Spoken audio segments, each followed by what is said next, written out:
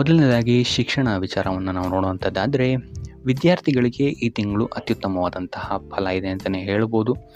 ನಿಮಗೆ ಈ ತಿಂಗಳು ಕಲಿಕೆಯಲ್ಲಿ ಆಸಕ್ತಿ ಹೆಚ್ಚಾಗುತ್ತೆ ಅಂತಲೇ ಹೇಳ್ಬೋದು.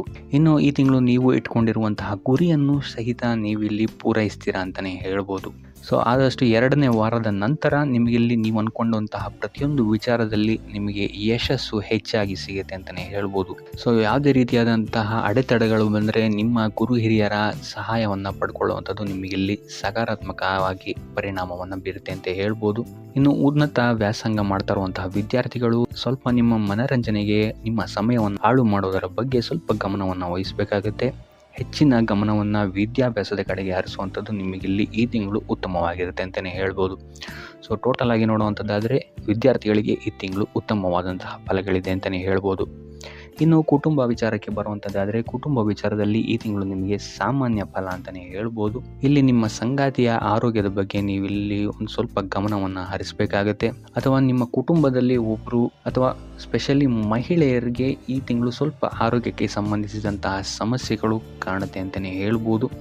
ಇನ್ನು 2ನೇ ವಾರದ ನಂತರ ನಿಮ್ಮ ಸಂಗಾತಿಯೊಂದಿಗೆ ಸ್ವಲ್ಪ ತಪ್ಪು ಗ್ರಹಿಕೆ ಹೆಚ್ಚಾಗುತ್ತೆ ಅಂತಲೇ ಹೇಳ್ಬೋದು. ಆದರೆ ದಿನ ಕಳೆದಂತೆ ಇದು ನಿಮಗೆ ನಿಮ್ಮ ಕುಟುಂಬ ವಿಚಾರದಲ್ಲಿ ಸ್ವಲ್ಪ ಚೇತರಿಕೆ ಬರುತ್ತೆ ಅಂತಲೇ ಹೇಳ್ಬೋದು. ಇನ್ನು ಒಡ ಹುಟ್ಟಿದವರ ಜೊತೆ ಇದ್ದಂತಹ ಮನಸ್ತಾಪಗಳು 3ನೇ ವಾರದ ನಂತರ ನಿಮಗಿಲ್ಲಿ ಸ್ಥಿತಿಗತಿಗಳು ಸುಧಾರಣೆ ಆಗುತ್ತೆ ಅಂತಲೇ ಹೇಳ್ಬೋದು. ಸೊ ಟೋಟಲ್ ಆಗಿ ನೋಡುವಂಥದ್ದಾದರೆ ಕುಟುಂಬ ವಿಚಾರದಲ್ಲಿ ಈ ತಿಂಗಳು ನಿಮಗೆ ಸಾಮಾನ್ಯವಾಗಿ ಇರುತ್ತೆ ಅಂತಲೇ ಹೇಳ್ಬೋದು. ಇನ್ನು ಆರೋಗ್ಯ ವಿಚಾರಕ್ಕೆ ಬರುವಂಥದ್ದಾದರೆ, ಆರೋಗ್ಯ ವಿಚಾರದಲ್ಲಿ ಈ ತಿಂಗಳು ನಿಮಗೆ ಮಿಶ್ರ ಫಲ ಅಂತಲೇ ಹೇಳ್ಬೋದು. ಕೆಲಸದ ಒತ್ತಡ ಇಲ್ಲಿ ನಿಮಗೆ ಸ್ವಲ್ಪ ಹೆಚ್ಚಾಗುತ್ತೆ ಅಂತಲೇ ಹೇಳ್ಬೋದು. ಸೊ ಇದರಿಂದಾಗಿ ಇಲ್ಲಿ ನಿಮಗೆ ಆರೋಗ್ಯಕ್ಕೆ ಸಂಬಂಧಿಸಿದಂತೆ ಇದು ನಿಮಗೆ ಸ್ವಲ್ಪ ತೊಂದರೆಯನ್ನು ಕೊಡಬಹುದು. ಆದರೆ 2ನೇ ವಾರದ ನಂತರ ನಿಮಗಿಲ್ಲಿ ಸಮಸ್ಯೆಗಳು ಸ್ವಲ್ಪ ಹತೋಟಿಗೆ ಬರುತ್ತೆ ಅಂತಲೇ ಹೇಳ್ಬೋದು. ಸೊ ಆದಷ್ಟು ಈ ತಿಂಗಳು ನೀವು ರಕ್ತ, ಕಣ್ಣು, ಮೂತ್ರಪಿಂಡ, ಚರ್ಮ ಇದಕ್ಕೆ ಸಂಬಂಧಿಸಿದಂತಹ ಸಮಸ್ಯೆಗಳು ನಿಮಗಿಲ್ಲಿ ಸ್ವಲ್ಪ ಬಾಧಿಸ್ಬೋದು ಅಂತಲೇ ಹೇಳ್ಬೋದು. ಆದರೆ 3ನೇ ವಾರದ ನಂತರ ನಿಮಗಿಲ್ಲಿ ಸ್ಥಿತಿಗತಿಗಳು ಸಾಮಾನ್ಯ ಸ್ಥಿತಿಗೆ ಬರುತ್ತೆ ಅಂತಲೇ ಹೇಳ್ಬೋದು. ಆದರೆ ಪೋಷಕರ ಆರೋಗ್ಯದ ಬಗ್ಗೆ ಸ್ವಲ್ಪ ಗಮನವನ್ನು ಹರಿಸುವಂಥದ್ದು ನೀವು ಈ ತಿಂಗಳು ಉತ್ತಮವಾಗಿರುತ್ತೆ. ಟೋಟಲ್ ಆಗಿ ನೋಡುವಂಥದ್ದಾದರೆ ಆರೋಗ್ಯ ವಿಚಾರದಲ್ಲಿ ಈ ತಿಂಗಳು ನಿಮಗೆ ಮಿಶ್ರ ಫಲ ಅಂತಲೇ ಹೇಳ್ಬೋದು. ಇನ್ನು ವೃತ್ತಿ ಜೀವನವನ್ನು ನಾವು ನೋಡುವಂಥದ್ದಾದರೆ, ವೃತ್ತಿ ಜೀವನದಲ್ಲಿ ಈ ತಿಂಗಳು ನಿಮಗೆ ಸಾಮಾನ್ಯ ಫಲ ಅಂತಲೇ ಹೇಳ್ಬೋದು. ಸೊ ಕುಟುಂಬ ವಿಚಾರದಲ್ಲಿ ನಡೀತಾ ಇರುವಂತಹ ಕೆಲವು ಸಮಸ್ಯೆಗಳು ನಿಮಗೆ ನಿಮ್ಮ ವೃತ್ತಿ ಜೀವನದಲ್ಲಿ ಈ ತಿಂಗಳು ಸ್ವಲ್ಪ ಪರಿಣಾಮವನ್ನು ಬೀರುತ್ತೆ ಅಂತಲೇ ಹೇಳ್ಬೋದು. ಸೊ ಆದ್ದರಿಂದ ಯಾವುದೇ ರೀತಿಯಾದಂತಹ ವಾದ ವಿವಾದಗಳಿಂದ ದೂರ ಇರುವಂಥದ್ದು ಉತ್ತಮವಾಗಿರುತ್ತೆ. ಮೇಲಾಧಿಕಾರಿಗಳ ಸಹಕಾರವೂ ಸಹಿತ ನಿಮಗೆ ಈ ತಿಂಗಳು ಅಷ್ಟಾಗಿ ಸಿಗಲ್ಲ ಅಂತಲೇ ಹೇಳ್ಬೋದು.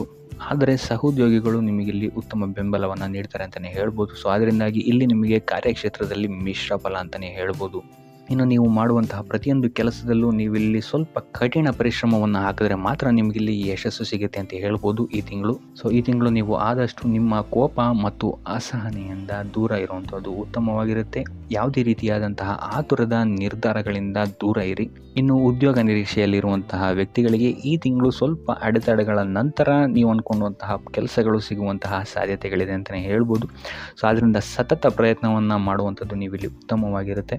ಎಷ್ಟು ಎಫರ್ಟ್ ಆಗ್ತೀರಾ ಅಷ್ಟು ನಿಮಗಿಲ್ಲಿ ಸಪೋರ್ಟಿಂಗ್ ಆಗಿರುತ್ತೆ ಈ ತಿಂಗಳು ಅಂತಲೇ ಹೇಳ್ಬೋದು. ಇನ್ನು ಆರ್ಥಿಕ ಸ್ಥಿತಿಯನ್ನು ನಾವು ನೋಡುವಂಥದ್ದಾದರೆ, ಆರ್ಥಿಕ ದೃಷ್ಟಿಕೋನದಿಂದ ಈ ತಿಂಗಳು ಉತ್ತಮವಾಗಿರುತ್ತೆ ಅಂತಲೇ ಹೇಳ್ಬೋದು. ಸಮಯೋಚಿತ ಹೂಡಿಕೆಗಳಿಂದ ಈ ತಿಂಗಳು ನೀವು ಉತ್ತಮವಾದಂತಹ ಫಲಿತಾಂಶವನ್ನು ಪಡಿತೀರಾ ಅಂತಲೇ ಹೇಳ್ಬೋದು.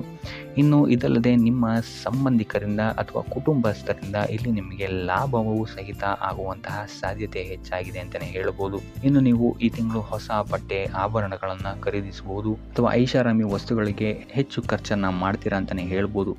ಇನ್ನು ಇದಲ್ಲದೆ ನೀವೇನಾದರೂ ಈ ತಿಂಗಳು ಸಾಲ ತಗೊಳ್ಳೋಕೆ ಏನಾದರೂ ಅಪ್ಲಿಕೇಶನ್ ಆಗ್ತೀರಾ ಅಂತ ಹೇಳಿದ್ರು ಸಹಿತ ನಿಮಗಿಲ್ಲಿ ಪಾಸಿಟಿವ್ ರಿಸಲ್ಟ್ ಸಿಗುವಂತಹ ಸಾಧ್ಯತೆ ಹೆಚ್ಚಾಗಿದೆ ಅಂತಲೇ ಹೇಳ್ಬೋದು. ಇನ್ನು ಸ್ವಂತ ವ್ಯಾಪಾರ ಉದ್ಯೋಗದಲ್ಲಿರುವಂಥವರಿಗೆ ಈ ತಿಂಗಳು ಲಾಭದಾಯಕರವಾಗಿದೆ ಅಂತಲೇ ಹೇಳ್ಬೋದು. ಆದರೆ ಪಾಲುದಾರಿಕೆ ವಿಷಯದಲ್ಲಿ ಹೆಚ್ಚಿನ ಜಾಗ್ರತೆ ವಹಿಸುವಂಥದ್ದು ಉತ್ತಮವಾಗಿರುತ್ತೆ.